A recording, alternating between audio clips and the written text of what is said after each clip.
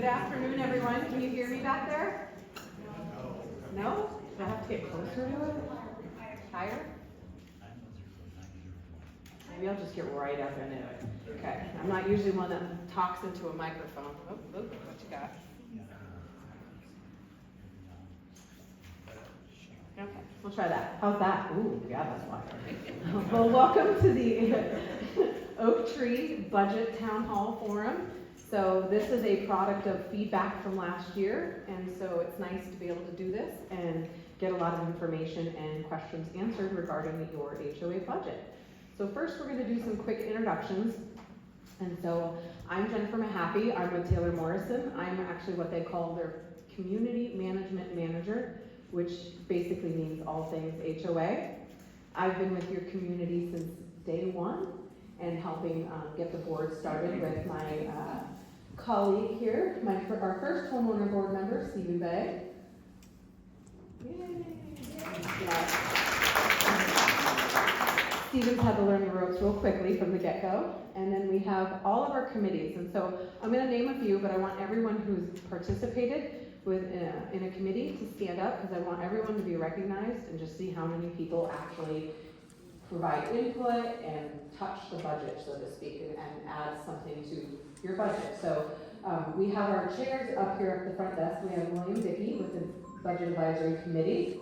And then we have Bill, who's also on the Budget Advisory Committee, assisting. And then we have Craig, who's with the Landscape Committee, and then we have Takara as well on our staff.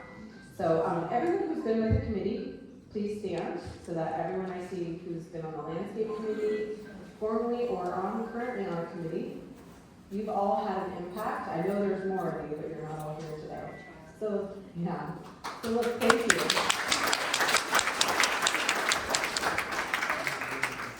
I'm going to be honest. A lot of your committee members, which are homeowners in your committee, do a lot of the groundwork. They spend months, 5+ months, putting together this budget, drafting selections, making suggestions, looking at things. How do we find ways to be more economical with our budget, whatnot.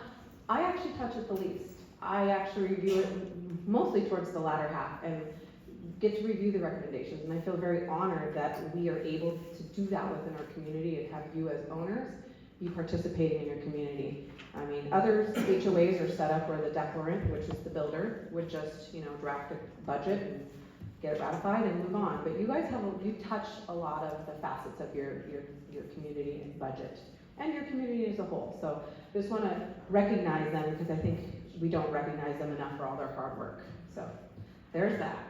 All right, well, the first item of business is we have a video that we felt was important, because I know we sent it out via e-blast, but not sure if everyone had a chance to watch it. So we're all going to watch it together, because I do think it sets the groundwork for a lot of the information that we're going to be provided with the questions that were previously submitted, and maybe some questions that some of you have come today to get answered.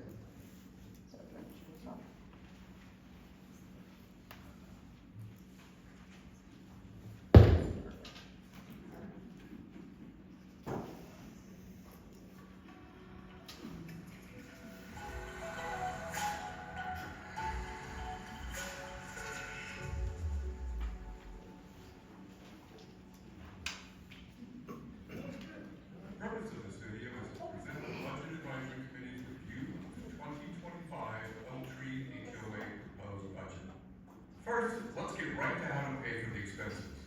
Then we'll summarize our work over the last 5 months and review the proposed budget.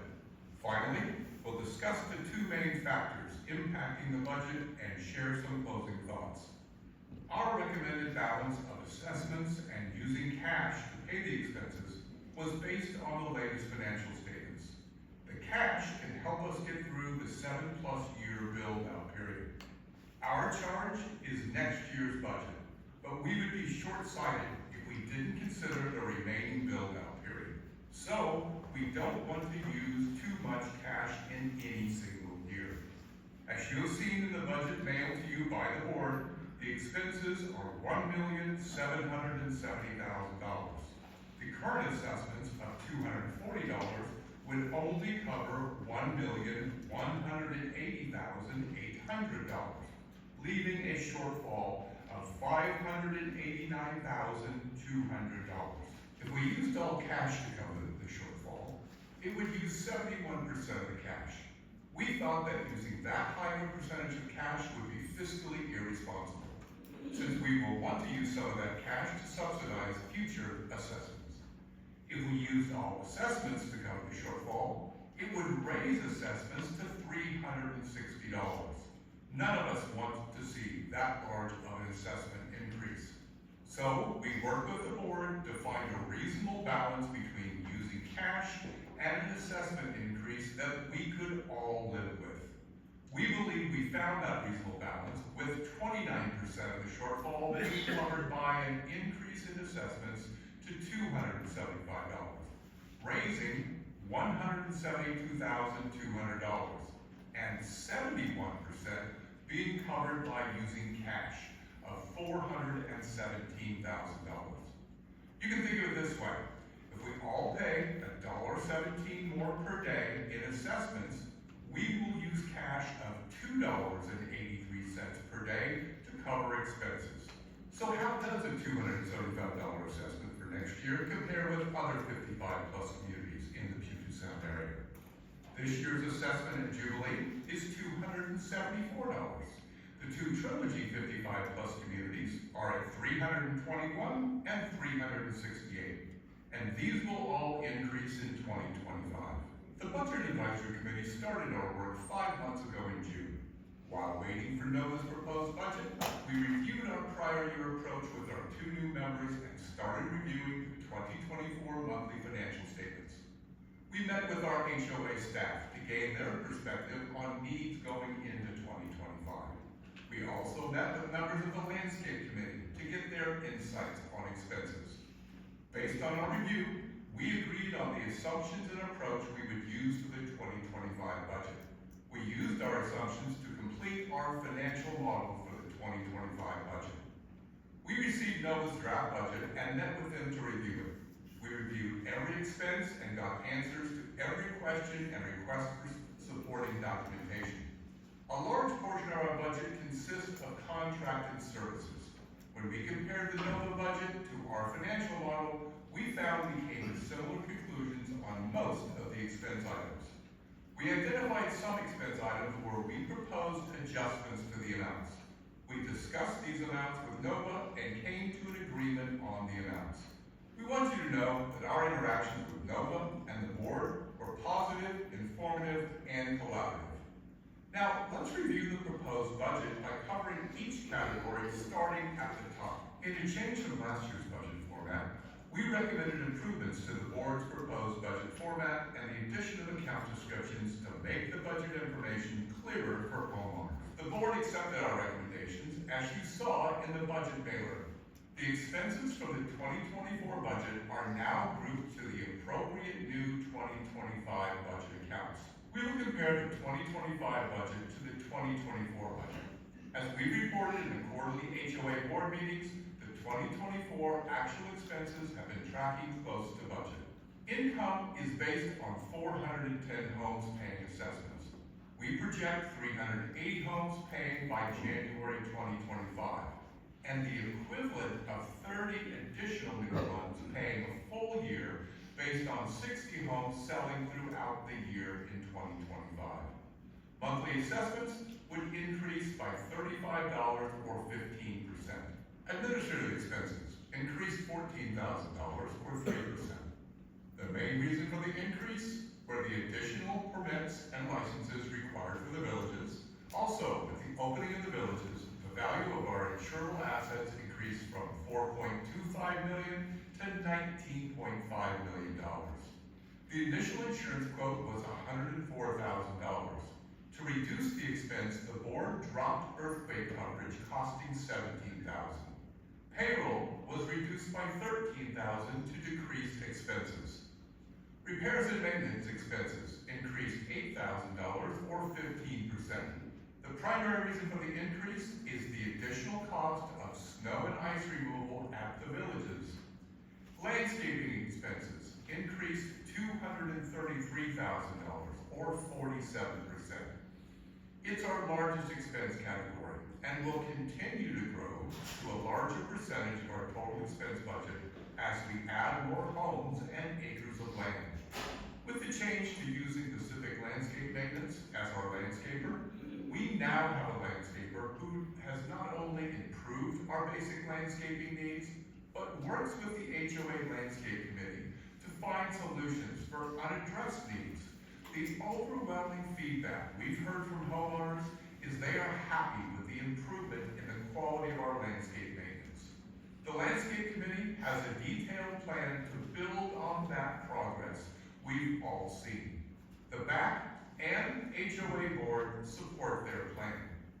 Utility expenses increased $46,000, or 33%.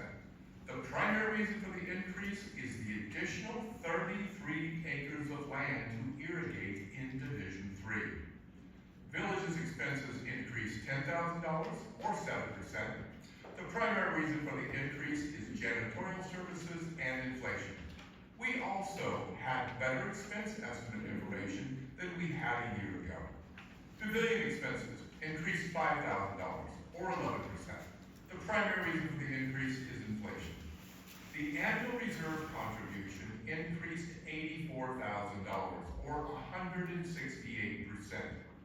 The reserve study guides the amount of the annual reserve contribution.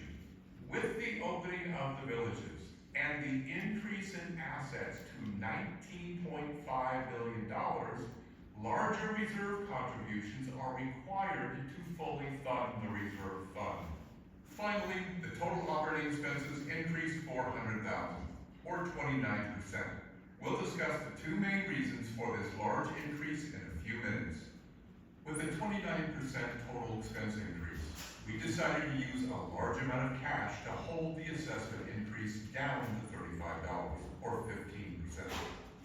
So how does the $35 break down by the expense categories?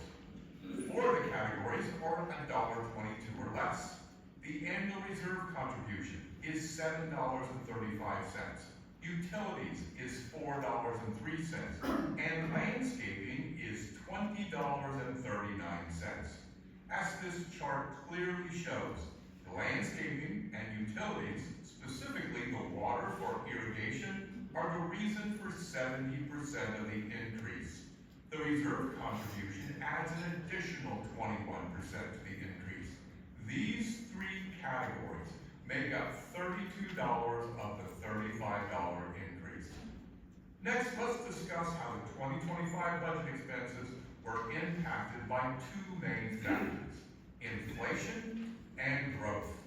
As we've all experienced, inflation makes everything cost more. Growth is necessary for us to work through our estimated 7-year build-out period to reach completion at over 800 homes. In 2023 and 2024, we experienced substantial growth as a community, adding 70 new homes in 2023 and 60 in 2024 in Division 3. These new homes increased our total number of homes by 48% over 2 years. In addition, completion of Division 3 increased the total number of HOA acres of land by 42%. Added to that growth, in 2024, we saw the opening of the villages. We are experiencing growing pains because the recent annual growth in acres and expenses were not accompanied by an equal growth in the assessment revenue from the new homes. The 60 new homes in 2024 did not all close on January 1st, but throughout the year. So the 2024 additional assessment revenue from these new homes is $90,000, which would cover only a quarter of the 2025 expense increase. We will continue to experience growing pains throughout the remainder of our 7-year build-out period, but the annual impact should decrease as we grow to a larger completion percentage, spreading the increased expenses over an even greater number of homes. If the 15% one-year assessment increase seems large to you, there's a reason why. For 2024, the board only increased assessments by $8, or 3%. Looking at the other 55 plus communities in the area, In 2024, they increased assessments by 7 to 8%, or double the Oak Tree increase. If we had increased the 2024 assessment by $18 or 8%, the 2025 increase would only be $25 or 10%. With the opening of the villages, our last amenity, the Budget Advisory Committee has started developing projection models to forecast the budget 5 years into the future. We will use these projections to recommend smoother annual assessment increases. In closing, early in our process, we agreed our approach should protect our community from getting anywhere near a special assessment. So we adopted our fiscally conservative approach to the budget. Our main reason for taking this approach is the financial health and strength of our Oak Tree HOA can have a positive or negative effect on the value of our homes. A well-funded HOA is an asset. An underfunded HOA is a liability. We want our HOA to be well-funded, so it is a positive asset. Some homeowners may disagree with our approach. That's okay. There is more than one way to approach a budget. Some homeowners may disagree with the budget amount for a specific expense. With hundreds of people, there is always going to be differences in opinion. That's okay. The Budget Advisory Committee doesn't always agree on the amount of every expense in the final budget. We are working to find an amount that is reasonable. To be clear, no one who worked on reviewing this budget is happy about the large assessment increase, but after 5 months of working on the 2025 budget, we feel we have a reasonable budget for 2025 that will keep our HOA fiscally healthy going into 2026. We are asking for your support by voting yes to ratify the 2025 budget. Thanks for watching.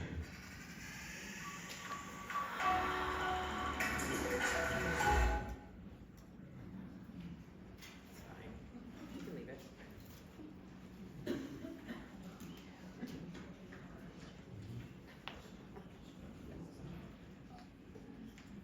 Better you than me. Not yet, nope. All right. Thank you for watching that. So what we're gonna do next is we're gonna go into our previously submitted questions, and we've put them into categories. The first category that we're gonna address is landscaping. I will read the question, and then we'll have our respective committee person actually respond. So the first question that was submitted says, landscaping costs are proposed to increase by 47% in the 2025 budget. They will account for 41% of our total HOA budget in 2025. How can we get landscaping costs under control?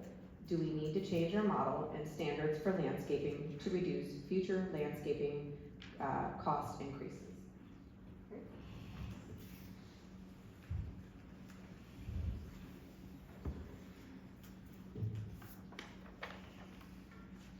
Hello, everybody. I'm Craig Gable. I'm the landscape chair.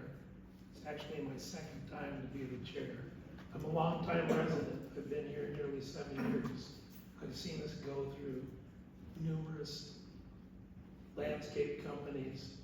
The final one that we're currently with, Pacific Landscape Management, is doing, at least by my perspective, an excellent job. I think everybody in the community would probably support it. The landscaping work that was done this year in 2024 versus previous years, especially 2023, is significantly better. But that said, we've asked for an increase in 2025. Well, there's some efforts that have already gone into where we're at.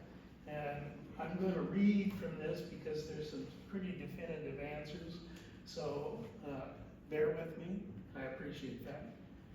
We took our first steps of reviewing and controlling the cost. Is that better or worse? I think it's.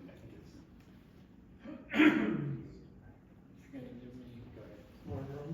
Okay. We took a lot of steps in 2023 regarding the 2024 budget. We looked at expenses. we found ways in 2024, we think, to reduce a number, the contracted items. We've tried to build into the contract as many things as we possibly could, and trying to keep special things that happen that we can't plan for. A perfect example of that in 2023 winter into 2024, a significant number of trees in the community were damaged because of the cold streak that we had. Those trees, we're gonna have to do something to repair them and or replace them in 2025. We surveyed the community regarding barking, which is a significant cost within the budget. Your feedback, we came up with a plan. We won't be barking in 2025, but we will resume barking in 2026, and on a schedule that will go through each one of the divisions. Ultimately, 5 years out, we'll be doing 2 divisions at once. Next year, in 2026, we'll be doing Division 1. Following year, Division 2, et cetera, et cetera, et cetera. One of the things that we're doing in 2025 is introducing IQ cards for the irrigation system. It's something that will help us control the amount of water that's being used. IQ cards effectively, I'm saying time, I will be cognizant of that, thank you. The IQ cards control the sprinkler system, and it's a cost that, from our standpoint, invest some money today to save some money in the future. IQ cards will do 2 things. If we have a leak, it will identify the leak and it will be able to shut down the system in a given part of the community. If there's rain, it will identify that there's rain, and the system will be set so it won't go off. So in theory, we believe by that expenditure that we're going to be saving money. We're investing in drip lines. One of the things about systems, and this is a huge system, that's probably an understatement, because of the acreage that we cover. You're going to have repairs. We find that those repairs, especially in Division 1, which is the oldest division, you simply, because of the mechanical and electronic nature of the system, you're going to have system repairs that are going to happen. We're working with the landscape company to identify those problems early on and to make repairs at the most minimum cost that we possibly can. We're seeking alternatives always to reduce costs. One of the items that comes up, and I know there are people that live on Eagledale, and as that community borders the preserve, we have blackberries. We have a significant amount of blackberries. We're trying, and we have historically just sort of held them at bay. In 2025, we're trying to abate them and remove them. And so again, it's an expense that we're going to incur in 2025, but we believe beyond 2025 that we won't have that expense. So I've hit upon 5 different items that we believe, are part of the reasons for the increase. So I'll go on to the next question. Yeah, I'll read that one. Okay. Second question, what are landscaping, quote unquote, improved efficiency projects, and why do they reflect a 353% increase in spending in 2025? I think part of the reason is a lot of the things that we're doing in 2025 never existed before. And so, yeah, 300 and some odd % sounds egregious, but from our standpoint, again, it's spending some money to save some money. Can you speak up? We can't hear you back here. I'll try to adjust this and get a little bit closer. I've talked about the blackberries, I've talked about tree replacements, I've talked about the IQ cards. The other thing that we're doing in 2025, there's damage to the yards, especially because, be quite honest, one of the previous companies that we had, which no longer is one of our contracted companies, didn't do some stuff in 2023 that caused us some impact in 2024. One of the things that we will be doing in 2025 is seeding and putting down wetting agents for areas in the community that are, where the turf is damaged.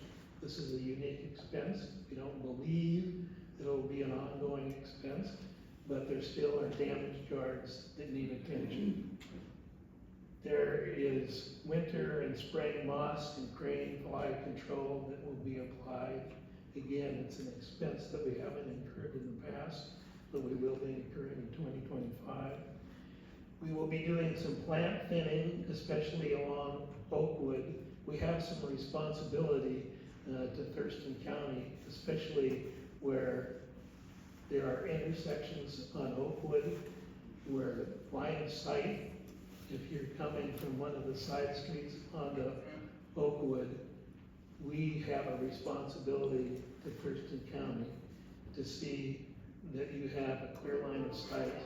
We know that we've had issues in the past where there's been near accidents, either somebody hitting someone else's car, or worst case scenario is some car hitting a pedestrian.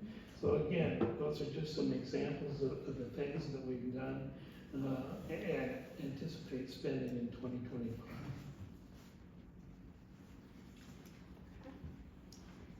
The next question. We have noticed when we walked daily in the neighborhood that in previous months, the irrigation system was running in some sections for hours at a time. This is a tremendous cost to the HOA. We wonder why this problem was not addressed.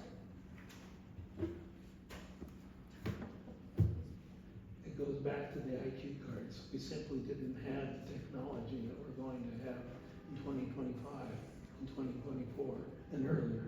And as a result of that, yes, the system would go on.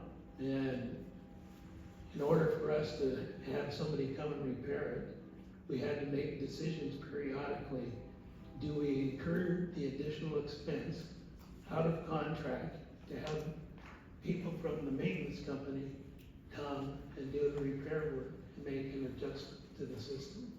So I believe the IQ cards are going to be an excellent investment for the future, but it's going to take labor to get them installed and to get them fine-tuned. Our new contract company, Pacific Landscape Maintenance, has the expertise to be able to do that, whereas previous companies did not have that expertise. All right. I'm reading how they were submitted. It says, we have one question in section 53600. It states the removal of all tall grasses in the intersections to eliminate the 3 times a year pruning. Why only there? Let's take all the grasses in the maintained areas, and in parentheses, pocket parks, parking strips, center medians, anywhere Pacific Landscaping has to maintain out. This would be very cost effective, and guests would be able to park in front of their homes, and residents would be able to walk on all the sidewalks. No need to replant anything the first year, wait and see what fills in, and then if needed, plant things that require very low maintenance. I think one of the things that we'd all agree, we have a beautiful community. One of the things about that reason for that beautiful community is the way it's landscaped. There was a landscape plan submitted by Taylor Morrison and previous companies as part of the acquisition where we now have Taylor Morrison as our contracted company. They had to submit a plan at the very beginning of how this community would be landscaped, including all of the yards, all of the common areas, all of the median areas of the community. We would be in violation of what we've submitted to Thurston County if we tried to do and make any changes to that. That said, we have met with Taylor Morrison as a committee. We asked to meet with their landscape architect. We walked the community with the landscape architect, and we made some suggestions about plants that we thought we shouldn't have. And as we move into Division 4, 5, 6, 7, 8, many of those changes that we suggested are going to be implemented. We think, as a result of that, there's going to be fewer plantings, better plantings, more efficient plantings, and in theory, we should be able to save money. But to be able to go in and eliminate what we currently have, we would be in violation of what's already been submitted and approved by Thurston County. We got one more. Oh, it's okay. Got it? Okay. So last question that was submitted for the landscaping section. It says landscape. Improve efficiency projects, budgeted amount of $136,000 is relatively big. What is the expected payout in years? Are we going to see a reduction in landscape costs in next year's budget? I feel like a broken record here a little bit. It's really very difficult for us to project some of these return on investment costs that we're having in 2025 and the ramifications as we go forward.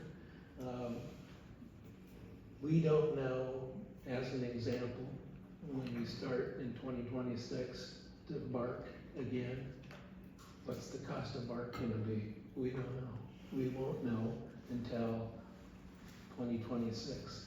I can tell you that we do try to negotiate with our maintenance company to have it done basically in the February timeframe, which is the least costly time of the year in which to bark. If you do it further into the growing season, it can increase in terms of the cost as much as 40%. So that's just one example. I wish that I had a crystal ball and I could look out and say, you know, how quickly we were going to get back some of the $136,000. We don't have a crystal ball. Is that it? That's it. Great. All right. Thank you, and I appreciate all the questions that you have.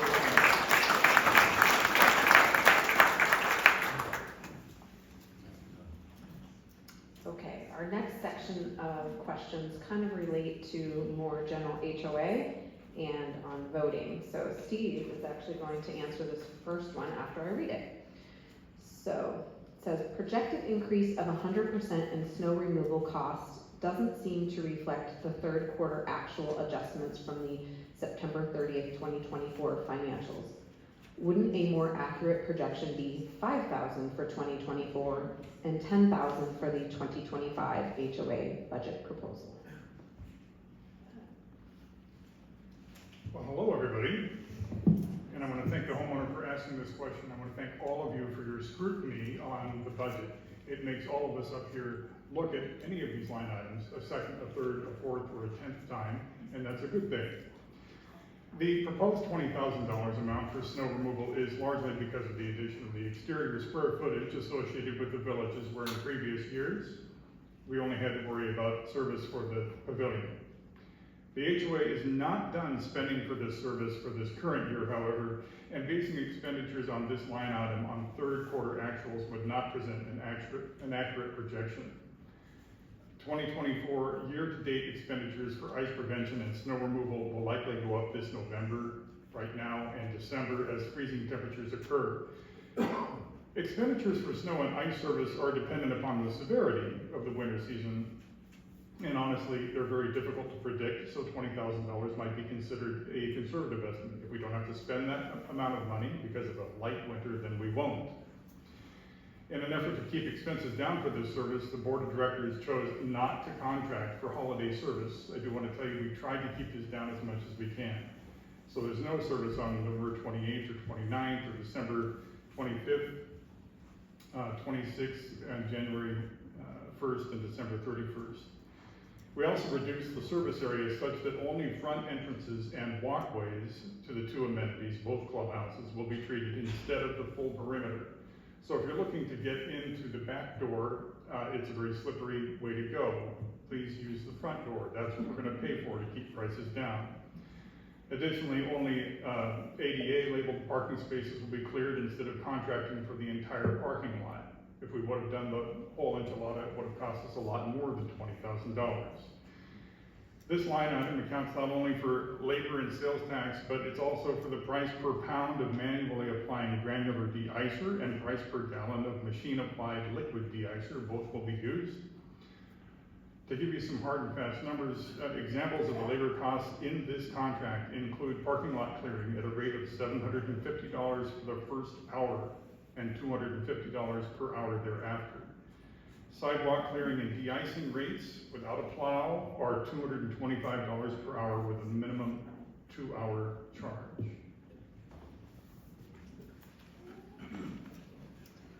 Okay, next question. I think that only the ballots of people who vote should be counted. What we have now is a default way of passing budgets, as only those voting no need concern themselves with voting. I think it's supposed to say not. I think everyone who cares about a decision should be required to vote. Those who decide to skip voting and let the others decide can still do that. But anyone truly interested in the outcome would have to vote to be heard. Thank you. We always appreciate ideas for process improvement. And one of the things we've instituted this year with the help of the election advisory group is some voting improvement ideas. In fact, if you wouldn't mind turning around, and if the EAG would stand up for me, we appreciate your help this year in helping us with getting this set up today.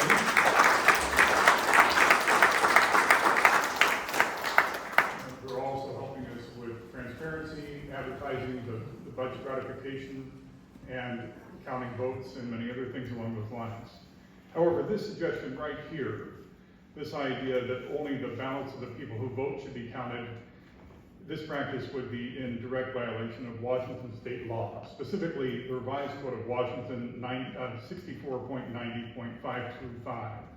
And I'll quote that unless at the meeting the unit owners of units to which a majority of the votes in the association are allocated, or any larger percentage specified in the declaration reject the budget and the assessments against the units, including in the budget, are ratified, whether or not a quorum is present. So you can't just count the people who vote by law. You have to have more than a majority. You have to have a majority of the registered lots. This is our last question for this section. This one's a little lengthy. We have to come up with some way to have proportionate voting in multi-person households. If my husband and I disagree, it leads to a lot of discord, or maybe no vote at all, which per our current rules would be a yes. 1, we could give every qualified resident a vote and then total the votes. This does give multi-resident homes more voice than single lots. 2, we could have proportional voting, at least up to 2 or 3, so each qualified resident gets a vote. This gives single resident homes more voice than multiples. 3, we could give each house 2 votes, even if there is only 1 resident. This would help some in terms of two-person disagreements, but wouldn't help households with more than 2 qualified residents. Again, we always welcome ideas for process improvement, but this idea of weighted voting, where a single person living alone, their vote would be worth more than a couple, or any idea along those lines, is in direct violation of our HOA governing documents approved by the Washington State Attorney General's Office. Specifically, I'll quote from section 5.3.1 of our Oak Tree Declaration. There shall be only 1 vote per unit. In any situation where there is more than 1 owner of a particular unit, the vote for such unit shall be exercised as such co-owners determine among themselves. It's 1 vote per unit, that's the law.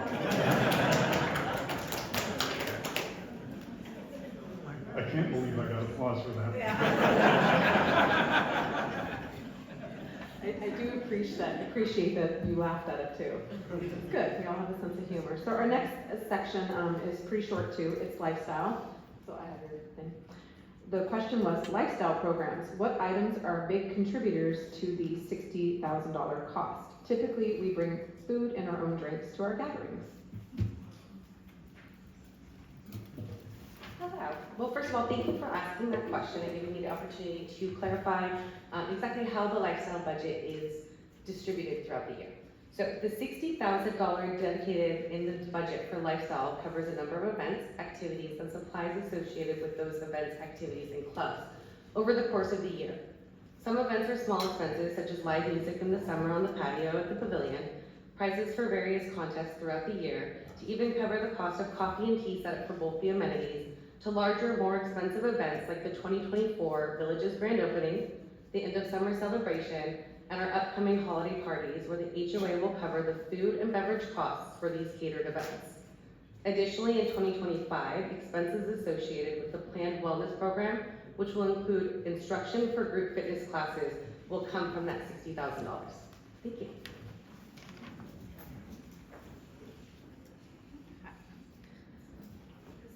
I'm going to tackle the next one, and I actually didn't have the printed question, but the question was, can we see the insurance policy and the certificates? Can we see a copy of the reserve study that's done? And all those documents should exist on the portal. Some of them need to be updated. We are currently in the process of renewing our insurance policy, so we don't have 2024, 2025 certificates up yet. Our deadline is right before Thanksgiving, so those we should be getting here soon. And we'll make sure those get posted to the portal for homeowner review, as well as the updated policy, so you can look at all the coverages. All of this information is available for owners. If you don't see it on the portal or an updated version, please reach out to us. We can get you a copy if there is an updated copy. And as far as the reserve study, we just did an update, and I believe it needs to be finalized, and once it's finalized, it can get uploaded to the portal as well.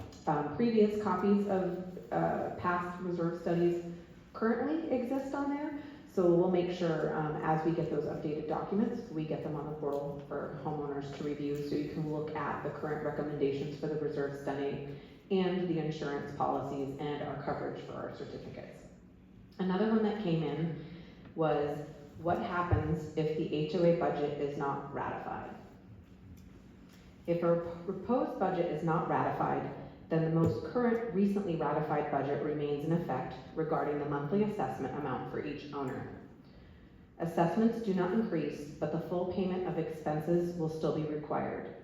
The result of not approving the new budget is that the board will need to spend down the community's cash surplus to fund current expenses that exceed budgeted amounts. This is especially the case each year while the community continues to add up to 70 new homes. New division common areas and associated landscaping, irrigation, and lawn care costs while construction continues add to that. If our cash surplus becomes depleted, then special assessments would have to be levied against each residence in order to pay expenses. So that's what I have. And let me grab the sheet. So this is our next big section. This is from the Budget Advisory Committee, and Didn't we have that 5 minute from the board meeting? got a 5 minute. Oh, we do, yeah. Coordinator report. Luke, sorry, we do have a short little video.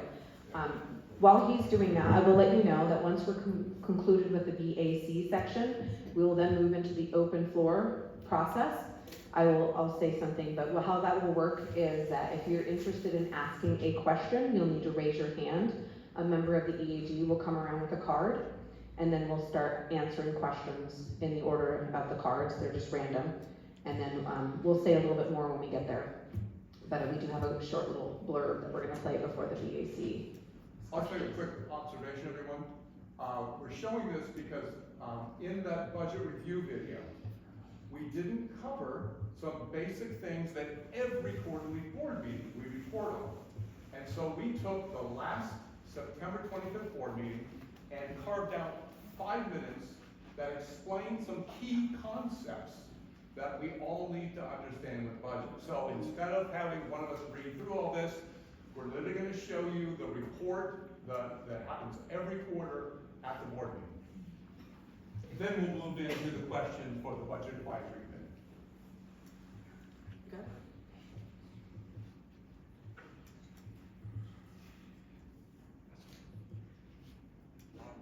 I think landscape maintenance. One key thing that they said that I want everyone to pay close attention to, and this is probably the key factor the Budget Advisory Committee has really come to recognize this year. We are a community in rapid growth. We are in rapid growth. We, not just adding homes, we're adding acres and acres of land. So, just want to plant that seed, so that's, they're doing a terrific job. Hold on, sorry. No, It's not showing. no, It's okay. I was stuck on that slide. I wasn't going forward. Okay. You got everything. Gotcha. You planted. More and more acres out there for them to maintain. So during this, every board meeting, every quarter, we kind of like to go through what we call some KPIs. I want to kind of go through these help us kind of judge how we're doing.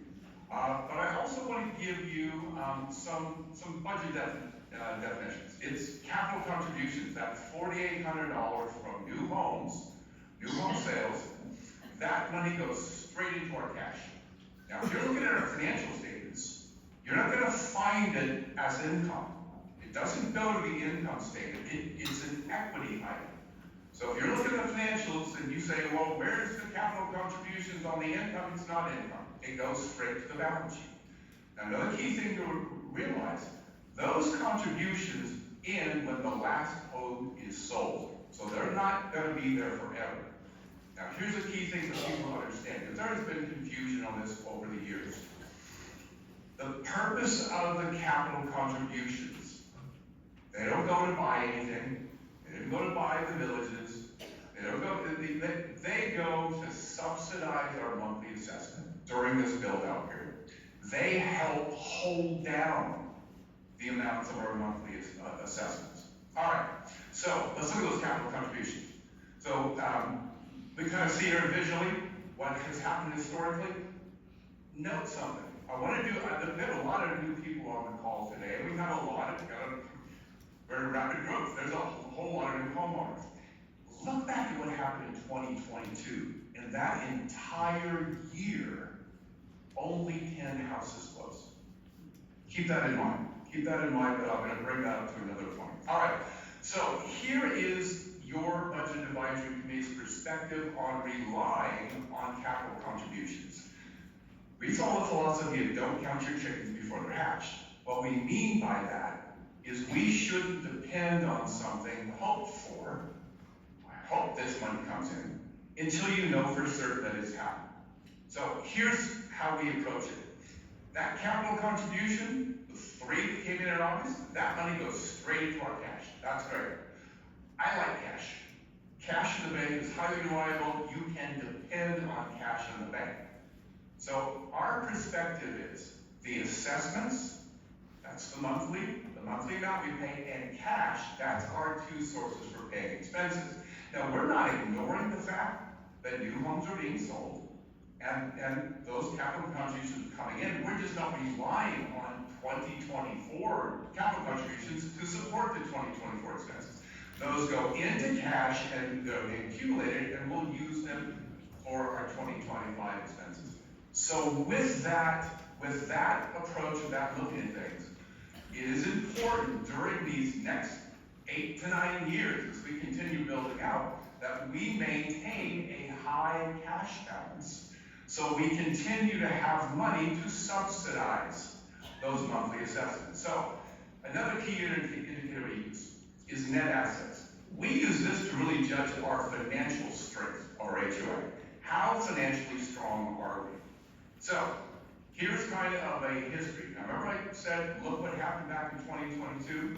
So for those of you that were around, and those of you that were, and maybe you've forgotten, in 2022, that year when only 10 new homes closed, our net assets, our financial strength, plummeted $281,000 in a single year.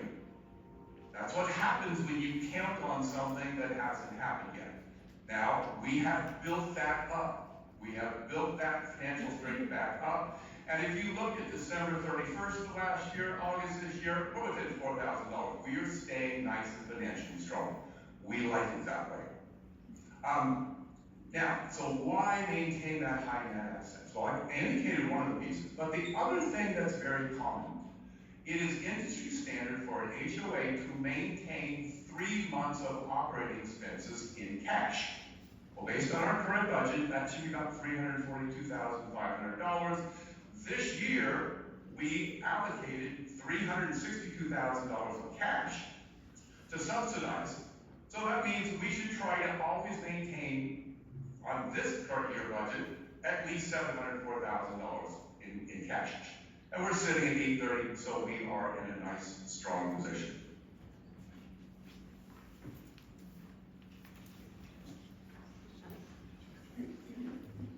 All right.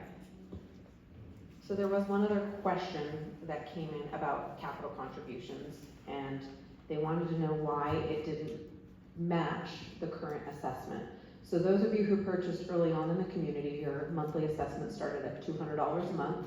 The capital contribution collected at closing was $4,800. So if you do math, it looks like it's 2 years at $200 a month, totaling $4,800. So the capital contribution is a number that is actually created and decided upon by the seller. So that's going to be Taylor Morrison, the declarant. It's not a number that the HOA actually has any power or ability to manipulate. You know, we do have conversations in the office. I advocate for this association to increase the capital contribution. I advocate for it all the time. However, I don't get to make that decision. So that is a Taylor Morrison decision. So a lot of people, we get this question actually annually, and we get it throughout the year, which is good. But it's not a tie to your monthly assessment. It's a seller discretionary cost that gets decided. So before we go into the BAC, we're going to do a quick introduction here. So we have Bill Pate. He's going to help assist if he needs to. He's also a retired accountant, and William Dickey is also a retired CPA. So the first question that came in was, electricity costs alone are projected to increase by 44% in 2025. What is being done to decrease electricity costs in community buildings and to solicit the help of owners in reducing electricity use in our buildings? Are you gonna come first? Sure. Yeah.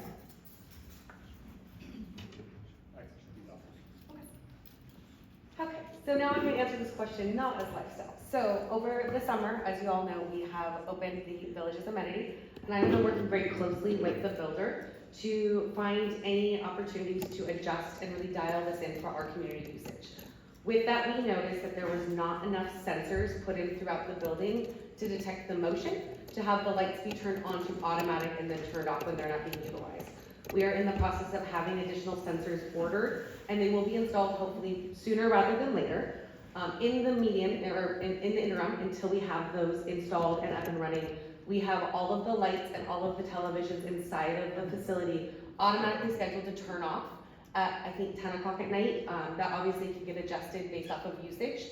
and automatically turning on in the morning at 8 a.m. So we are trying really hard to control those automatically right now, but until those sensors are installed and the lights are kind of doing that for us on their own, it's really, we ask all homeowners to utilize the light switches to make sure that when you leave a room, that you help us conserve that electricity. As you know, we tend to be busier in the mornings and on the weekends. During the midday, we don't see a lot of people coming through. So please do your part in the community to help us in that transition of getting more sensors placed in. So William's gonna answer the rest of that. Thanks, Carl. Good afternoon, everyone. I'm William Dickey. I'm the chairperson of the Budget Advisory Committee. I wanted to comment on the percentage quoted in this question. And so, by the way, I want to also thank everyone who pre-submitted a question. That just gave us a chance to really dig into it and make sure we give you a thorough and complete answer. So I'm going to read part of what I wrote for the answer. So we actually stated in the budget review video, we had better expense estimate information this year about the villages than we had a year ago. So for example, the utilities are a perfect example of that. We now know that the villages are heated using electric heat pumps. So we increased the projected electric cost across all three electrical accounts, as it turns out, by $16,000. So there's that 44% that was quoted in question, but we also reduced the gas cost. If you actually look at all the utilities, the electric, gas, and water for the two buildings, and the electricity to run the street lights for the common area, the total change from 2024 to 2025 is $2,000, or 3%. And that includes us having to pay for the street lights for the additional 33 acres in Division 3. So that's just a little clarification on the expense percent.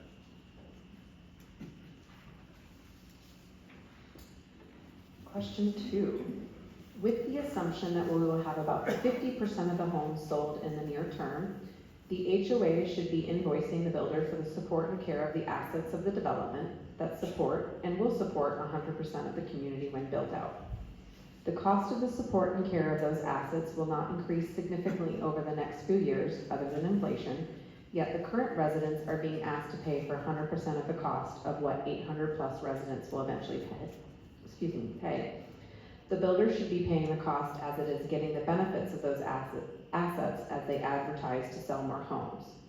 So this question is recommending that the builder be invoiced in 2025 for 50% of the cost of Nova staff salaries, pavilion operation and maintenance costs, village operational and maintenance costs, retention pond operational and maintenance costs, common area operational and maintenance costs.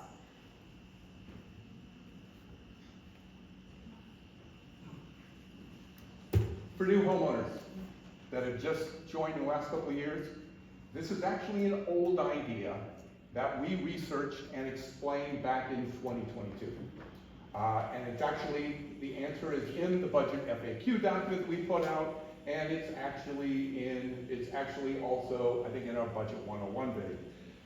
This whole idea is based on declarant contributions. Now, once again, we got a lot of new homeowners here, so let me kind of explain what that is. Contributions from the developer is the declarant. Declarant contributions are voluntary contributions from the developer to the HOA to support the funding of the HOA until it can be self-supported. That is the purpose of declarant contributions. So here at Oak Tree, declarant contributions were made by the developer in the early years of the HOA of over $200,000. These contributions provided early funds to support the HOA when there were few assessment paying homes at the beginning of the development. As the community and the HOA operating accounts grew, declarant contributions were no longer necessary and they have ended. Here is exactly what we said in the budget review video in 2022.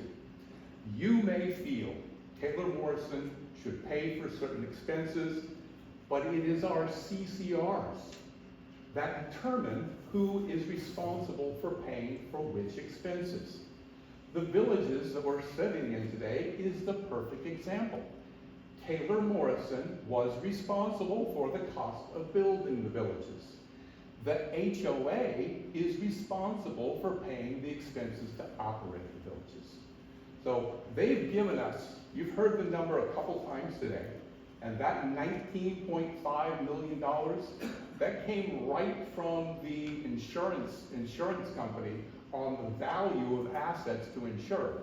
So they've given us assets valued at $19.5 million. There's going to be an open forum question time later, sir. I just have a question what you said. CCR stand for what? So that's, Covenants, conditions, and restrictions. thank you, covenants, conditions, and restrictions. It is the HOA operating document. All of our real estate agents should have given us a copy of that when we bought, but it's basically the governing document. It has to go by Washington law, but it spells out all of this as far as the responsibility. You know, there is sections that cover who's responsible for paying what. Good question. Thanks for that clarification. Yeah, good people. All right, bear with me, 2 lengthy questions. We're gonna read them both because the BAC is gonna answer them as they're similar, but we wanted to read both of them. First one, I was anticipating a large dues increase this year with all the amenities and and a majority of common landscaping complete, Villages site, Oakwood, McAllister to Engelman Drive. When I study the build-out site, it looks to me all future expenses are for landscaping, irrigation, and street lighting. It also looks like to me these should be covered by the new closed homes dues as completed. So I do not see that we should in future ever have an increase as large as this year, and it should only be for inflation costs for new expenses. Is this correct? Second question. Thank you, Budget Committee, for your always clear communication. Now that you're building out projected models for the coming 5 years, what do these models tell you about future assessment increases? For example, last year's increase was 3%, this year's is 15%. A significant change, perhaps even a correction for the underassessment of last year, and for which you've provided good explanation. Given the new models, do you project future increases more in line with inflation? Or are there knowable events on the horizon that may cause another large increase such as this year's? If so, what are they? So to be consistent, I'm going to kind of pull some excerpts from the budget review we did to kind of address part of this, and that's where these were both excellent questions, and they obviously probably watched the budget review. So as we stated in the budget review, so we are experiencing growing pains because the recent annual growth in acres and expenses were not accompanied by an equal growth in assessment revenue from the new homes. We'll continue to experience growing pains through the build-out years, but we anticipate the annual impact should decrease because this will spread the increased expenses over an even greater number of homes. Now, we have started developing projection models to forecast the budget 5 years into the future. And we intend to use these projections so that we can recommend smoother annual assessment increases. And that question is noted, about landscaping being a major expense, and so, we acknowledge landscaping is our largest expense category. And we expect it to continue to grow to even a larger percentage of the total expense budget as we add more homes and acres. So, yes, it is absolutely correct. Landscaping and irrigation will be some of our primary future expense increase areas. But we're only approaching the 50% of homes built. So as we continue to grow, I don't know how many people are in this room, but the number of homeowners is going to double by the time we're done. We may want or need to increase expenses in other spending areas. So each year, what the BAC does is we review the expenses for the next budget year. Then we'll start using those forecast models to kind of say, first we'll look at what are the actual expenses we're dealing with. Then we'll look at those those models and see what it looks like it might be in the next few years. And we'll use that to make a recommendation to the board. But our goal is always to keep our HOA financially strong, but we'll try to smooth out those assessment increases. Now, Craig, darn it, stole my line. He heard me say, we don't have a crystal ball. Okay? We're starting building this projection model. We literally started it, you know, after we finished this year's budgets. So we don't have an exact idea of them. So we can't predict that there'll never be the need for a large annual increase. But our early looks at these projection models, our early work does show we will reach a percentage build-out level. We'll get to a point in the future where we will be able to maintain a strong HOA with just smaller annual, more inflation type increases. But standing here today, I can't make a prediction of exactly when that will be. I think we're ready now to move to open questions. Okay. So those were all the pre-submitted questions. So how this will work, if you're interested in asking a question, please raise your hand. The EAG will walk around and give you a card, and then when we have that number, we'll ask you to come up to the mic over here and ask your question, and then someone, well, whoever needs to answer it will answer it. I see one hand in the back. I see 2, 3, all right, so go ahead. You'll probably just bring up on. Did you want to ask a question? Yes.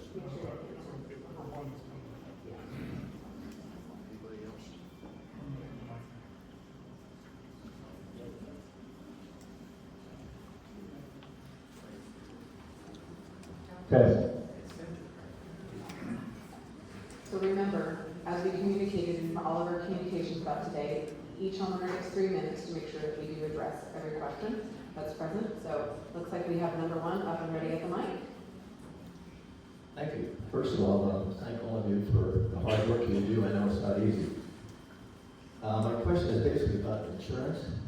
And I had my insurance agent look at what it would cost to insure this place and the pavilion, and all the topics that you listed, directors, everything. And including earthquake insurance on the pavilion. And he can't get to half of the $87,000. Why is ours so high? I'll just take a stab at this. Without having that information in front, that's not a question I'll be able to ask the answer for you right now. So we're more than happy. I know you submitted your question online. We can get the certificates up. I don't have it in front of me to read off all those numbers, but we do have, while you're under declarant control and you're at build out, there aren't a lot of people that provide policies for HOAs that are being built. There's only specific vendors in our region that will cover HOAs being built out, not fully transitioned to a homeowner board, nor to beautiful amenities that you have. So we work with a brokerage in Bellevue that does all my associations for Taylor Morrison and have in my 11 years of being in HOA management. And we get, I think, some of the best rates and the best coverage. So we're more than happy to share that. I can't articulate that specific because you want me to break down the insurance policy in a manner that I can't do right now. No, I want to know why it's twice as much as it should be. Well, I don't know what you have, so if you're more than welcome to share that with the board, we'd be more than happy to look at it and give you a detailed response. It's 25 million on this building, 5 million on the pavilion, all of the required for anybody that's on the board of directors, umbrella policy, everything that you listed here. So, and you do not have to be something special to write insurance for an HOA. Okay. Well, like I said, I'm more than happy to do more research. I don't like to say things that I don't have like complete knowledge in front I'm of me. not trying to say anything about No, it. it's I'm just okay. saying, part of the question was, can we see the bids, and does the broker decide who's gonna get bids from? Is it gonna Yes. come down to what we control? Okay, actually, sorry, it is time, so if you could finish up the last sentence. But we're more than happy to send that information to you. I just don't have it right here. I'm being honest with you. More than happy to email it to you. We can actually put it on the portal and announce it when it's on there so everyone can look at the coverages. We're not hiding anything. And if you do have good suggestions, we're more than happy to go back to our broker. We're in the renewal process right now, and actually, we've already seen one proposal on bids, and we kind of were like, oh my gosh, we went from a 30K to a 100K policy and said that's not acceptable. So we are working through it. So I'm more than happy to take your feedback and look at and send it to our broker. I would just love to see something a little bit more substantial that I could help answer more accurately. I would like to see a little something more substantial from the broker. Okay, well, we have it. We can get that to you. All right, who is number 2?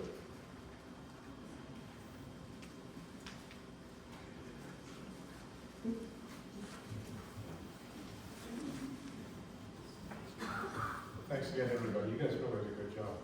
I have a quick question. The cash reserve fund, roughly running between 700 and 800,000 plus, does that sit in an interest-bearing account? Yes.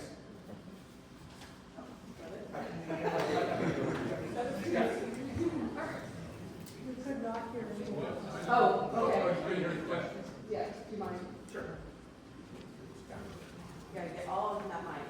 So the question was, the funds we do have are cash, and even our reserve funds, are they earning interest? Are we earning interest on those? And the answer is yes. Those funds are in interest earning accounts, so we do earn interest on that. Okay, I've got a couple of questions, I hope I can get through them. One about the insurance again. It's my understanding that Taylor Morrison owns this property that we're in right now. Is that correct? No.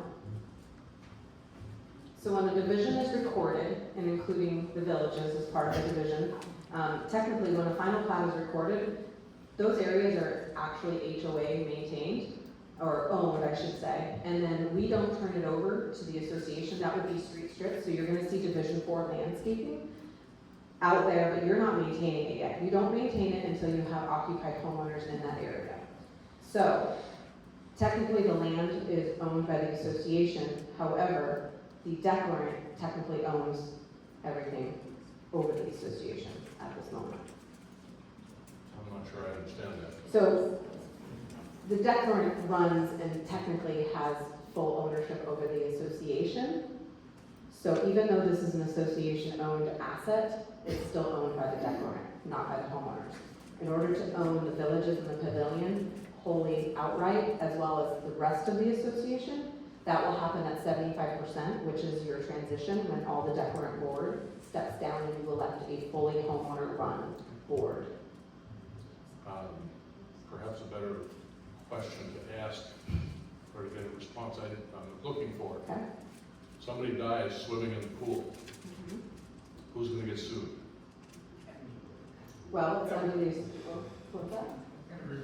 Everybody. Yeah, I mean, it's under the association's policy. I mean, that was partially, I mean, that is the concept of a waiver as well, is that we take ownership, you know, we acknowledge. But we understand that, so we didn't force the issue as a waiver, so it is all on the association policy. The scenario that you present, But right? the builder owns it, right? Halfway through. Well, they manage it in that regard. So if you wanted to, someone could sue the builder if they wanted to. I mean, it's a, you have the You can sue ability to do anybody that. for anything. You can sue anybody for anything, correct? Um, 1 minute left, but I want to make sure she can.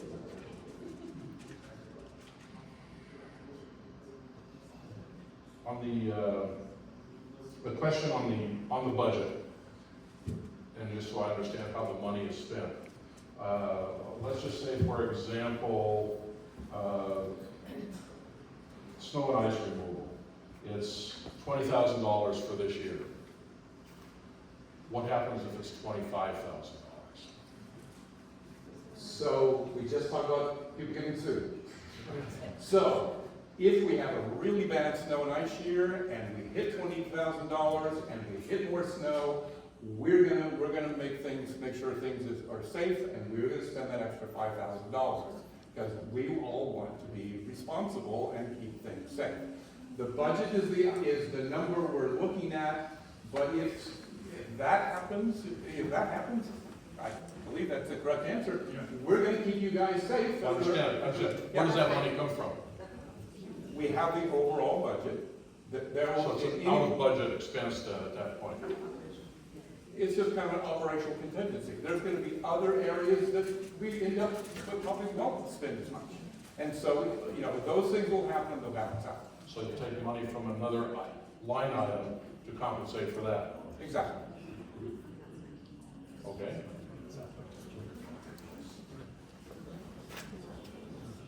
Right, is there a number 4 card?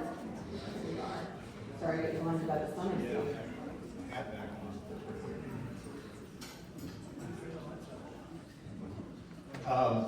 First of all, thank you to the board and the budget committee for all the work you've done. Some really good explanation on the videos. My question involves the maintenance of this, the villages. In 2024, you have line items that have budgeted $148,000 total. But my understanding is we didn't take possession of this building until, well, we had a grand opening in June, but when did this villages become responsibility of the homeowners? July 1st, 2024. Okay. So when we took possession. Okay. So that's basically a half a year that of 2024 that we now have costs, utilities, everything. That's my question, that's my concern. So basically, you have just increased the 2025 budget by only 7% for the entire year. The pool is not been open yet, and I know from experience, I also am a member of another organization, that we have a pool. That pool is a money pit, it can be. They're very expensive to operate. So my concern is that the 2025 budget for the villages could be way more. So, great question, and so let me clarify with that. So, we have to do this budget in August. So, August last year, we did a budget for 2024. In August of last year, the expectation was that the villages would open in February. So the 2024 budget was based on 11 months. So it's not that we budgeted on half a year and now we're going the whole year and we're way off, we should have doubled. We were basing on almost a full year a year ago. And the other big piece is we really knew a lot more this August than we did last August. Last August, we were, really having to estimate what expenses would be for here. This next year will tell us a lot because they're open now. And we'll actually get expense bills. We'll actually know what things cost. So I expect that next year, the Budget Advisory Committee will have a much better fine tune on the expenses for the villages. And if the pool is really expensive to maintain, we'll know that and we'll be able to adjust and have more accurate numbers next year. Okay. I'm going to piggyback on the pool real quick. I know you have your question. But Taylor Morrison is paying all the costs to maintain and keep the pool ready for opening.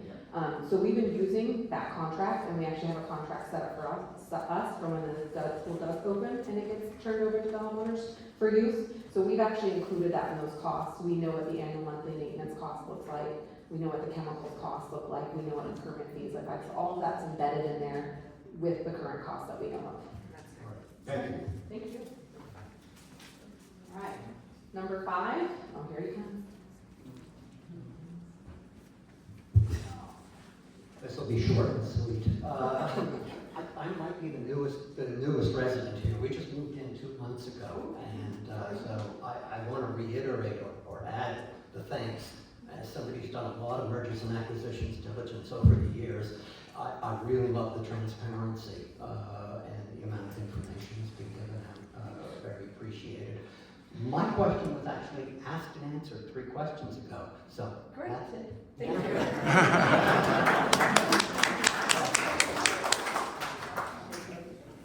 We have a number 6. I don't know. Do we Going have- once, that's it? No more going ahead then? Great. So if you still have some questions, you still can reach out to the board. You can send emails to Takara and she'll get them to the board, or you can use the portal. And some of you are comfortable submitting questions online there. So I hope some questions got answered for you. You may have more questions and some got answered, and that's okay. We will do our best to answer them, and give us a few days if you do submit a question by email for us to answer. Yes, in the back. It seems we have to, I assume there would be a section of this where we would talk about the voting process. I was just getting to that. Oh, great. I was just getting to that. So, moving on, thank you earlier for thanking the EAG. They've been really great in helping set up this whole town forum, the voting process. So I'm going to let anyone from the EAG want to come and speak to the new changes that we have. They're also going to be very instrumental in our board candidacy election that we're going to have next year in February of 2025. We'll be electing another homeowner to the board to join myself and your current homeowner board member, Stephen Bay. And then in spring, we hope to hit 50%. So we'll deal with that when that comes up. Do you want to just talk about what the changes?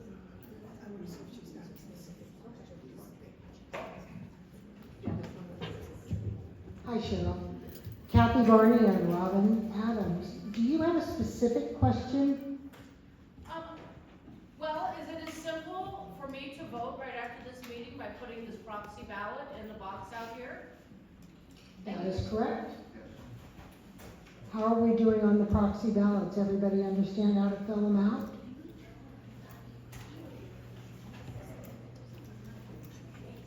Okay, everybody remembers that proxy voting ends November 12th at 5 p.m. Correct? Cheryl?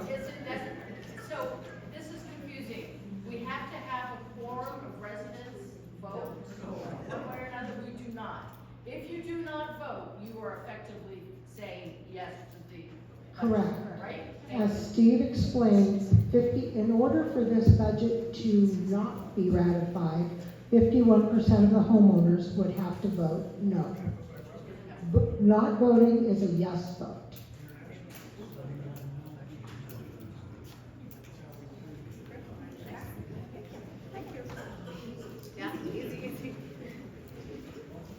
So once again, I want to thank everyone for coming. I want to thank for everyone who's reached out and submitted questions, asked questions. We do really want to engage every homeowner each month about the budget. Based upon feedback and, criticism that we've received in the past, we keep making changes.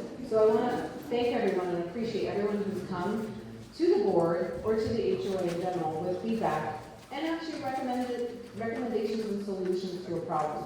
And I think you're seeing the efforts of that today with this town hall, with the questions, the getting the budget out sooner, the transparency as some of you have commented to. So I really appreciate it. And it's not always easy to hear, but we do like to hear it rather than you not say anything at all. So we're going to adjourn this. We're going to be up here up front for any of you who have any casual questions that we can answer now. We'd be more than happy to.